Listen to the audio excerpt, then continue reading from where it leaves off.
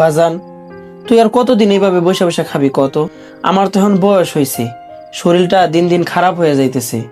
তোর তো এখন উচিত একটা চাকরি বাকরি নেয়া। তুই কিছু একটা করার চেষ্টা কর বাজান। আব্বা, আপনি কোনো চিন্তা করেন না, আর কয়টা দিন অপেক্ষা করেন, তারপর থেকে আপনারা আমি রাজার হালে রাখবো। আমার একটা পিঙ্ক কালারের শাড়ি কিনে দাও না। আচ্ছা ঠিক আছে, যান, কালকে দিমনি। বন্ধু, কিছু টাকা দে না। আমার থেকে আর কত নিবি রে বন্ধু, এবার নিজে একটা কিছু করার চেষ্টা কর। বন্ধু, তোর কাছে টাকা চাইছি, জ্ঞান চাই নাই। আসি। শাড়িটা কি পছন্দ হয়েছে তোমার? অনেক সুন্দর হয়েছে শাড়িটা। আচ্ছা থাকো, পরে কথা হবে, একটু কাজ করব।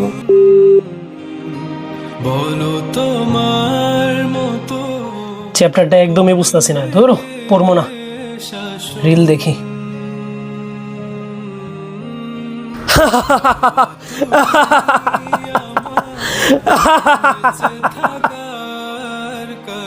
বাজান, দেখতে দেখতে তো 4টা বছর কাইটা গেল, তুই তো এখনো কিছুই করতে পারলি না।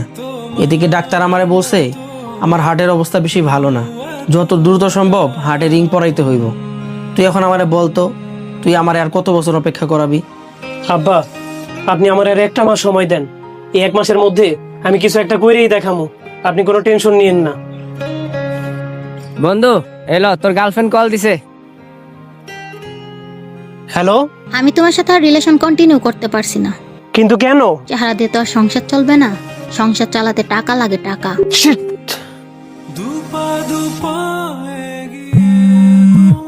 আবার কে কল দিল? হ্যালো।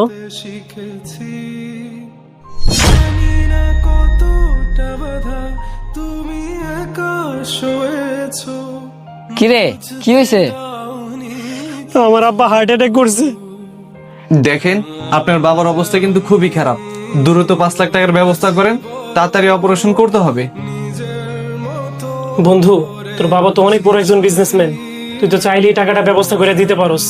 দেখ, আমি চেষ্টা করলে হয়তো পারবো, কিন্তু তুই ওই টাকা ফেরত দিবি কেমনে?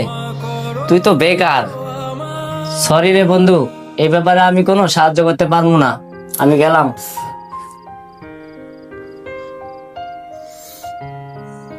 আঙ্কেল, আপনি তো আমার বাবার অনেক ভালো বন্ধু, আমাদের এই খারাপ পরিস্থিতিতে আপনি একটু আমাদেরকে সাহায্য করেন না। Shit! আব্বা, আপনি কোনো চিন্তা করেন না, আর কয়টা দিন অপেক্ষা করেন, তারপর থেকে আপনারা আমি রাজার হালে রাখবো।